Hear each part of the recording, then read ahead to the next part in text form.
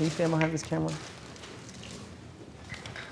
When I ask you questions, I want you to repeat the question back to me before you give your answer. So if I say, when was the first time you had a sickle cell crisis? You say, the first time I had a sickle cell crisis was. You know, I don't want to be that guy to be like, hey, you know, I have sickle cell, right? You know, so, you know, nobody wants to be that guy. Dude, I feel you. I feel like I'm becoming that dude. That's in essence our problem, though. Right, we keep it to ourselves. Right. So that's why we kind of don't have a community.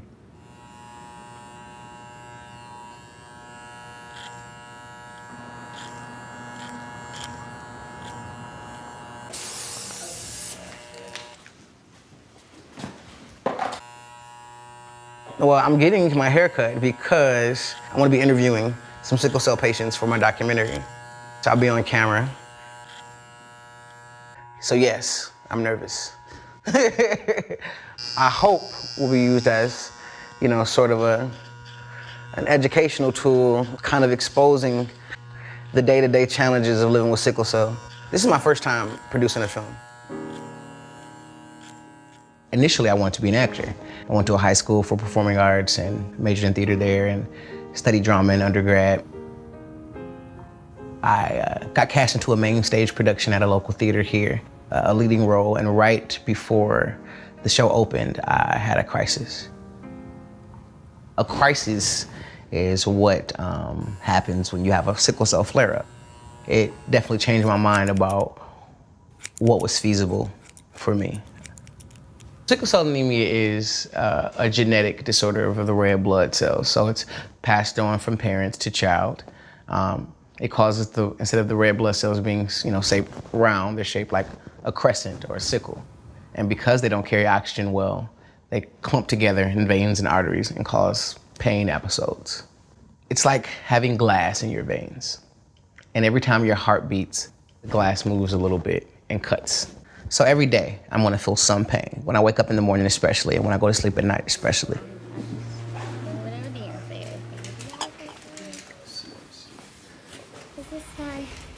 Raquel, take one. Tell me about coping with having sickle cell. What's that like for you? Like, how do you cope with it? Well, I just try to push through. I just push through.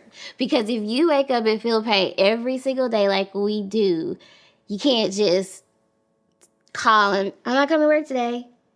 I won't be there. So I have to suck it up, put on a happy face. Don't let the kids feel anything because babies feel what we feel. And I just push through it.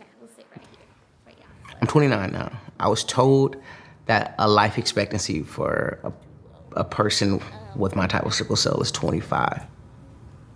At 25, I had heart failure. And so for me, that was kind of like a self-fulfilling prophecy in a sense. Like, doctor said I would die at 25, now my heart's failing. After that, I kind of, for about a year and a half, was just completely consumed by depression. I just was kind of waiting to die, honestly. And so I feel like it would be fruitless to spend any more time or energy trying to accomplish any more goals because, you know, my time had come. It's so easy to be consumed by sadness when you're this sick. You have to make a conscious decision not to be. And I just decide every day to have some joy.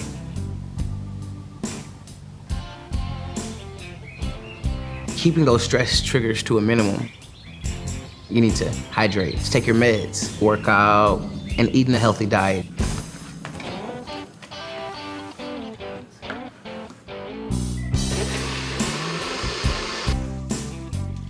I'm helping to develop Above the Crisis, a support group for patients and their families who are living with sickle cell disease.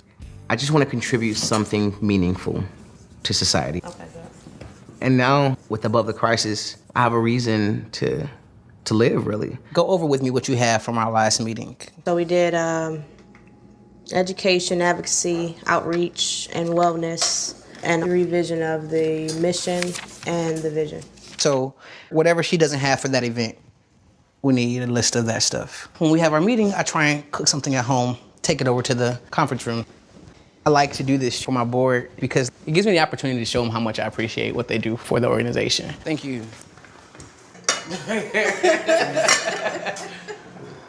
I hope that Above the Crisis, long term, can service all the sickle cell patients and families in the Gulf Coast region.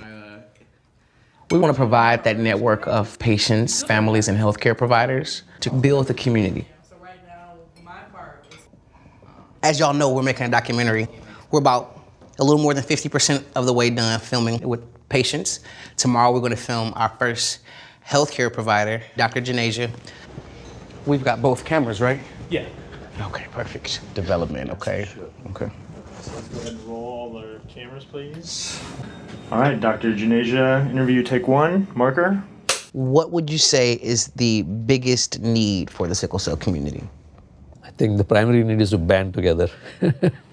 You as a young person coming forward to deal with this problem, that more young patients themselves come out and speak out. Corel interview, take one. So what psychological effects did sickle cell have on you? A roller coaster of emotions, depression, anger. One thing I liked about my childhood is I had the Sickle Cell Foundation. So it connected me with a lot of people who had sickle cell. So I was able to communicate and connect with those who were living with the same disease I had. So we shared our struggles, and that's very important. I probably didn't meet another person with sickle cell until I met you. You know, when I was 7, I probably would have wanted to meet somebody that was 30. So I wouldn't have been thinking about every day, oh, am I gonna die at 24 like the encyclopedia said, you know? That's one of actually Above the Crisis goals, man, is to like really build that network of patients and families with sickle cell again. In Houston, we know like that's a big need. And that's really one of the ways that we're gonna be able to share knowledge, experience, forms of medicine and treatment. It's given me a reason to keep fighting for this. I mean, I know that we'll all die, but I just don't want to suffer and die and it be pointless, you know? I want it to be for something. You know? The work Darren is doing is awesome. It's very, very, what's the word? Honorable? Darren is an inspiration, and he's worked really hard, and it's not work for himself, you know? It's always social, always lifting someone's spirits, very caring. I really appreciate it. You're more than your pain. And if you can, use that pain to channel to something positive, like, do that. Hey.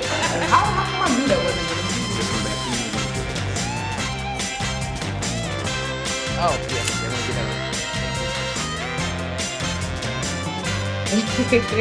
That's a wrap.